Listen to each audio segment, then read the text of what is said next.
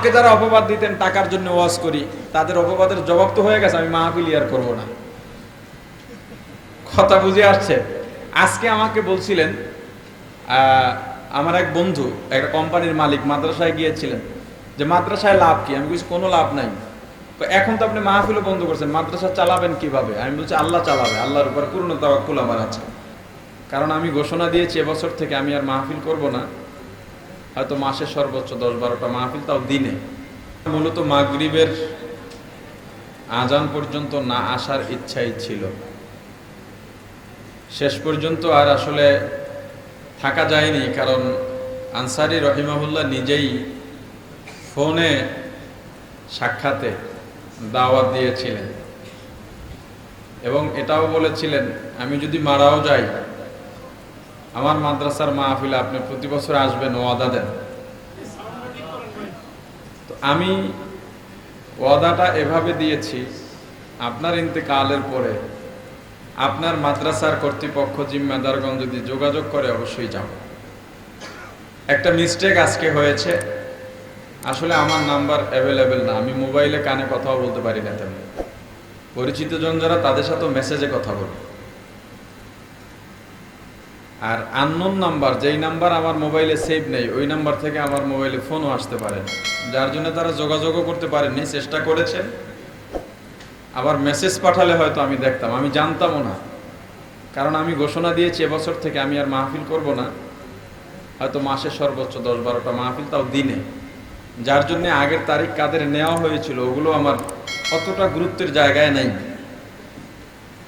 ওরা আমাকে একজন খবরে বললেন যে হুজুর তারা আশা করতেছেন আপনাকে, যেহেতু হযরত রহমতুল্লাহ আলাইহি নিজেই দাওয়াত দিয়েছেন, অতএব সেদিকে লক্ষ্য করে আপনি আসবেন। এ কথা বলার পর, শোনার পরে সঙ্গে সঙ্গে আমি রওনা দিয়েছি, এসেছি আপনাদের দোয়া নেবার জন্যে।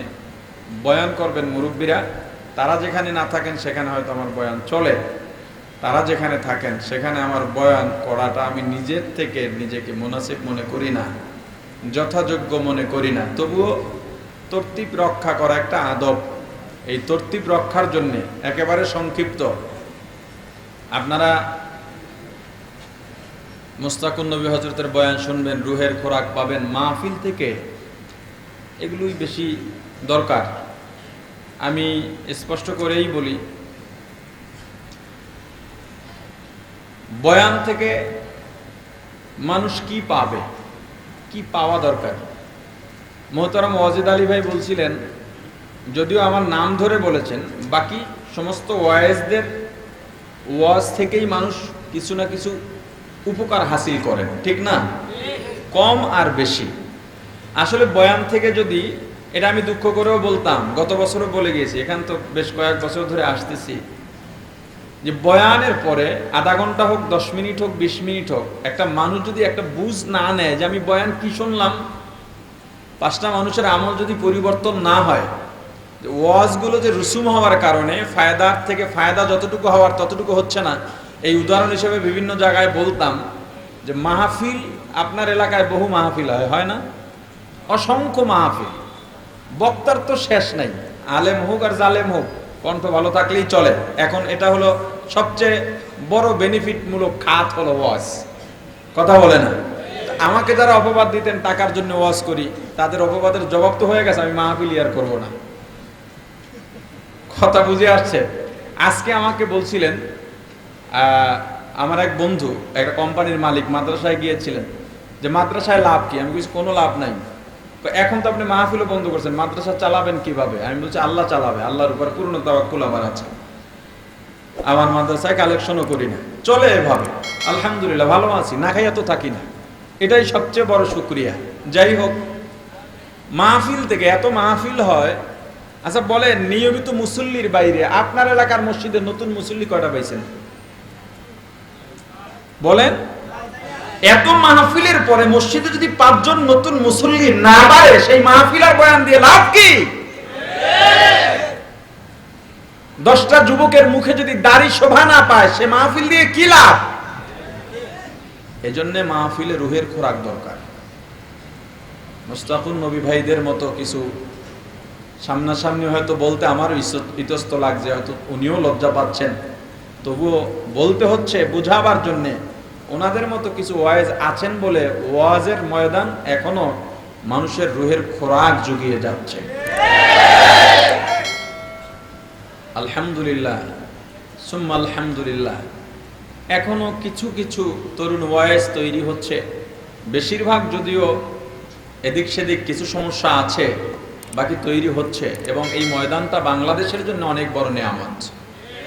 আমি বলি, আমরা যারা দেশের বাইরে সফর করি, এ মাসের শেষেও দেশের বাইরে যাচ্ছি, ওই সব দেশে আমি মনে করি এইরকম তালিমের ব্যবস্থা নাই বিদায় তাদের মাঝে ইবাদতের যে একটা আবেগ আছে, ওই আবেগ নাই।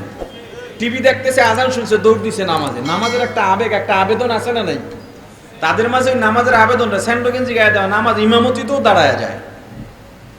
বাংলাদেশের মানুষ যে আবেগ নিয়ে জিকির করে, তেলাওয়াত করে, যে আবেগ নিয়ে নামাজ আদায় করে, এটা অন্যান্য দেশে খুব কম, একেবারেই কম। ওলামায়ে কেরামের মেহনত, তবলিগের মেহনত, পীর বুজুর্গের খানকার মেহনত, ওয়াজ মাহফিলের মেহনত, মাদ্রাসার মেহনত, চতুর্মুখী মেহনতের কারণে বাংলাদেশের মানুষ যারা ইসলামকে ধারণ করে ভালোভাবেই ধারণ করতে পারে। কি বলেন? তো আমাদের আত্মা শুদ্ধ হওয়া দরকার, আত্মার খোরাক দরকার। আল্লাহ কি বলছেন? يوم لا ينفع مال ولا بنون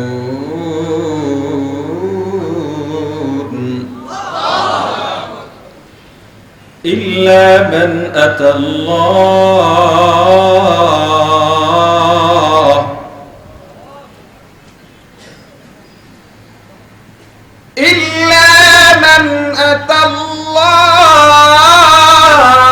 بقلب سليم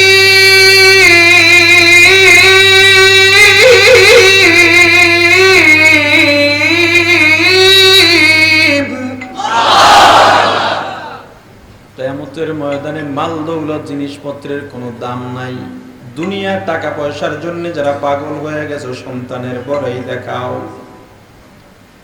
দুনিয়ার মাঝে যারা ক্ষমতার বড়াই দেখাও, লা ইয়ানফা, কোনো উপকারে আসবে না। কিয়ামতের ময়দানে এগুলোর কোনো দামই আল্লাহর দরবারে নাই। আল্লাহর দরবারে কিসের দাম? ইল্লা বিকলবিন সালিম, পরিশুদ্ধ কলবের দাম, পবিত্র আত্মার দাম। এই কলবের মধ্যে গুনাহ আছে, গুনাহ থেকে কলবকে পবিত্র করতে হবে। সময় যেহেতু কম, অল্প একটু কথা বলবো, বিস্তারিত আয়াতের আলোচনা করব না। আত্মা শুদ্ধ করা প্রত্যেকটা মানুষের জন্য ফরজ। এই সমস্ত নর্তকীদের প্রমোট করে দেশে ৭১ টিভি নামক এক নাস্তিকবাদী টিভি। এদেশের তাওহীদি জনতা যদি প্রতিবাদে নেমে যায়, নাস্তিকবাদ পলাবার মতো জায়গা পাবে না। ঠিক কি না বলেন? এদেশে নামাজ আছে, থাকবে, পর্দা আছে, থাকবে, জিকির আছে, থাকবে, মাহফিল আছে, থাকবে, সালাত